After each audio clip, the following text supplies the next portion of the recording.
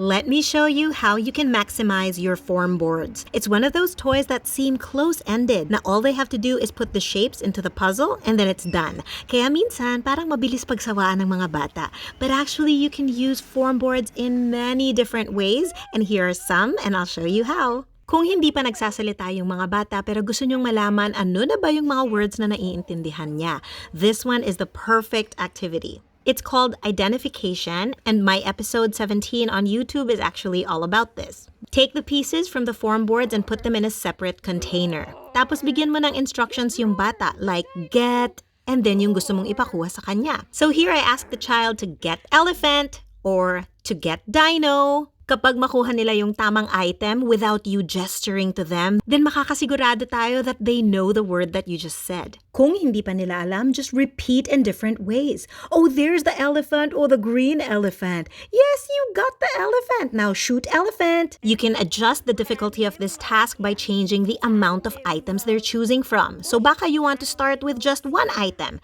Tas mamaya baka out of 2 items, kailangan i-choose niya yung elephant from elephant or dog.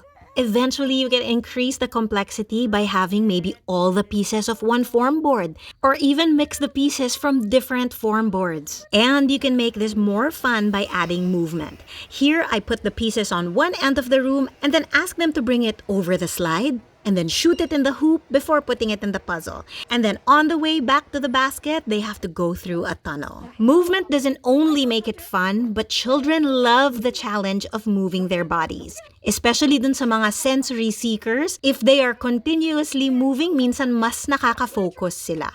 You can also target yes or no questions. So kunyari, ang choice ay between elephant and dog. Tapos ang kinuha niya ay dog. You can ask them, is this elephant? No, it's not elephant, it's dog. Learn more about teaching yes or no questions in episode 13. Another activity focuses on seeing if your child can already sort different categories. You can mix pieces from different boards into one big pile or one container, and then depende kung gaano kadami yung categories na gagawin mo, dapat ganun din yung dami ng containers mo. And then you can give them instructions na in this basket, you put the vehicles. In this basket, you put the animals. Oh, what did you get? Is that a vehicle, an animal, or a fruit? Depending on their level of understanding, you can also check if they already have word associations. For example, instead of giving the names of the categories, you can say, in this basket, we will put things that we ride.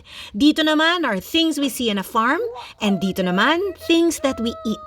So talagang you can vary depending on their level. You can learn more about teaching categorization in episodes 54 and 55. And this is very important for how they start to begin organizing their thoughts and the words that they know into different groups, which makes it easier for them to retrieve them later on. And the best part about all these activities is they provide so many opportunities for the children to try and talk. Kahit kasing simple ng sounds ng vehicles like vroom vroom or beep beep, or sounds of animals like moo, and this kid who really loved saying roar, roar. And alam nyo, if they make the sound effects while referring to the appropriate objects, they are considered words. Onomatopoeia ang tawag dun. So if you're at the point where you're counting the number of words that your child can already say, kasama daw sa meaningful use of words. The commands that you give like slide this, put, shoot, get, pick up, push, turn it. These are all really important because when they know how to follow commands or instructions,